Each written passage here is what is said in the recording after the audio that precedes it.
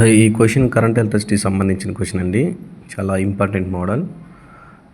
Last year మెయిన్స్లో repeat అయింది, రీసెంట్గా నీట్ ఎగ్జామ్లో కూడా రిపీట్ అయింది క్వశ్చన్, సేమ్ మోడల్ క్వశ్చన్.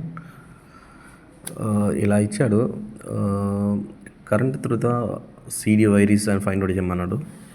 అంటే ఈ వైర్లో ఫ్లో అయ్యే కరెంట్ ఎంత కరెంట్ ఫ్లో అవుతుందో ఫైండ్ అవుట్ చేయమన్నాడు. సిడి వైర్లో ఫ్లో అయ్యే కరెంటు.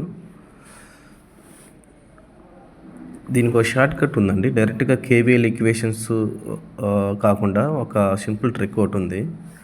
ఏంటంటే ఒక సింపుల్ ఫార్ములా ఒకటి తెలుసుకోవాలి మీరు. ఎప్పుడైనా 2 రెసిస్టర్స్ అనేది మీకు ఇలా ప్యారల్గా ఉంటే అందులో కరెంట్ అనేది డివైడ్ అవుతూ ఉంటుంది. I1 I2గా టోటల్ కరెంట్ I అనుకుంటే, ఫర్ ఎగ్జాంపుల్ ఇది R1 ఇది R2 అనుకుంటే, ఇలా ఎప్పుడైతే 2 రెసిస్టర్స్ ఇలా సిరీస్ ప్యారల్గా ఉన్నప్పుడు కరెంట్ అనేది టోటల్ కరెంట్ I అనుకుంటే that I is divide into I1 and I2. సింపుల్గా I1 ఈక్వల్ టు ఎలా రాసుకుంటాం అంటే టోటల్ కరెంట్ I ఇంటూ దీని యొక్క ఆపోజిట్ రెసిస్టెన్స్ R2. అంటే ఏ బ్రాంచ్లో అయితే కరెంట్ కనుక్కుంటున్నాం దానికి ఆపోజిట్ బ్రాంచ్ రెసిస్టెన్స్ తీసుకోవాలా R2 by total resistance R1 plus R2.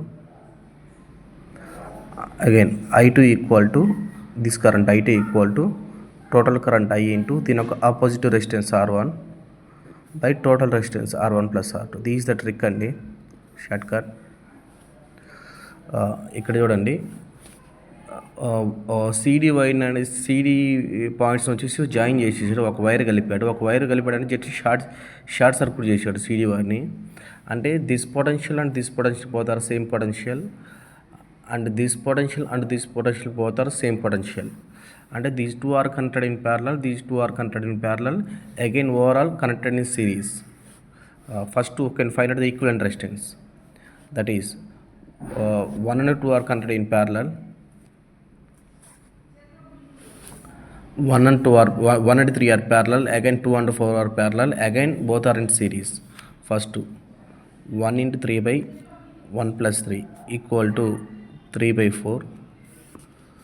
ఇక్కడ 2 and 4 are also parallel, 2 into 4 by 2 plus 4, that is 8 by 6 అండి. 8 by 6, 4 by 3. Again these two are connected in series అండి. 4 by 3 plus 3 by 4 equal to 16 plus 9 by 12 equal to 25 by 12 is the equivalent resistance, R equivalent. That is R equivalent equal to 25 by 12 వచ్చిందండి. ఇప్పుడు నాకు total current కనుక్కోవాలా. Total current I is equal to V by R equivalent. V అంటే 50 by R equivalent వచ్చేసి 25 by 12, 25 1s 25 is 2s. Total current equal to 24 amperes is the total current. 24 amperes is the total current అండి. అంటే నాకు for example ఇది ఇలా తీసుకుంటే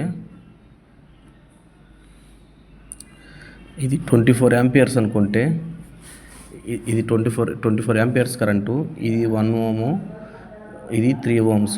ఈ 24 amperes అనేది ఈ 1 ohmsలో 3 ohmsలో డివైడ్ అవుతుంటుందండి. నాకు 1 ohmలో ఫ్లో అయ్యే కరెంట్ ఫర్ ఎగ్జాంపుల్ I1 అని తీసుకుంటే, దట్ I1కి ఎక్స్ప్రెషన్ వచ్చేసి ఎలా రాసుకుంటాం అంటే I1 equal to total current 24 into దీని opposite resistors 3 by total resistances 4 1 4 6 18 amperes. 18 amperes is this current.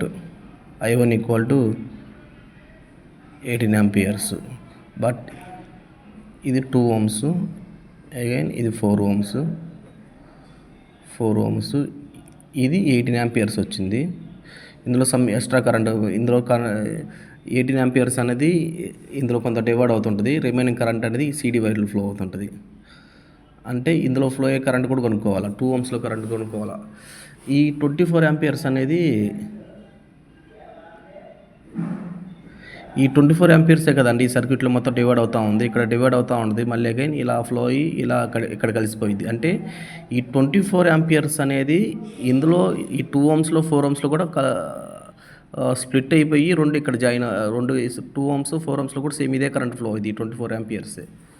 ఇక్కడ ఎలా అయితే 24 ఆంపియర్స్ ఇలా డివైడ్ చేసామో ఈ 2 ohms 4 ohmsలో 24 ఆంపియర్స్ అనేది అలానే డివైడ్ అయ్యి ఎండ్లో కలిసిపోయి సేమ్ కరెంట్ ఫ్లో అవుతూ ఉంటుంది. ఇలా ఇలా ఇలా సర్క్యులేట్ అవుతూ ఉంటుంది కరెంట్ అనేది. అంటే నాకు 2 ohmsలో ఫ్లో అయ్యే కరెంట్ కావాలంటే దాన్ని I2 అనుకోండి. That is I2 equal to 24 into దీనికి opposite resistance 4/4 + 2 6 1 6 4 that is 16 amperes. అంటే ఫైనల్గా ఇది వైర్ అనుకుంటే CD వైర్ అనుకుంటే ఇది వచ్చేసి 18 ఆంపియర్స్, ఇది వచ్చేసి 16 ఆంపియర్స్. ఈ టోటల్ 18 ఆంపియర్స్. 16 ఆంపియర్స్ కరెంట్ వచ్చేసి ఇలా వెళ్తుంది. రిమైనింగ్ 2 ఆంపియర్స్ కరెంట్ వచ్చేసి కిందకు అవుతుందండి. అది ఆన్సర్ 2 ఆంపియర్స్.